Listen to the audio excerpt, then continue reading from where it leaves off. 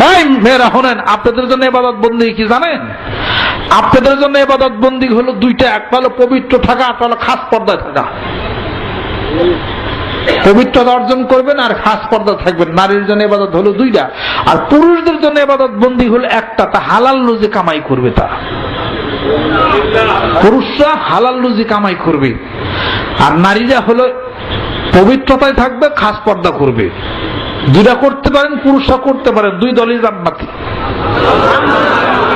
কোন কেতাব আছে? কোন কেতাব ঠেতাবে নাই। এই না আমার কিছু বানাই না কেতাব আছে, আমার নিজের কিছু বানাই না, এই কেতাবের কথা বহু রিসার্চ করে আমি বাইর করছি।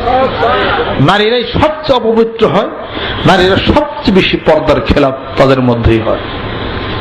আর পুরুষ জাতি হলো লেনদেন, মুআমালাত, মুবাশারা সকল কিছুতে। ব্যাংকের চাকরি করেন, হালাল হারাম আছে।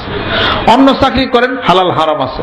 ডাক্তারি মাক্তারি করেন, অবহেলা করেন, রুগী দেখেন, তার দাশকম আছে, হালাল হারাম রয়ে গেছে।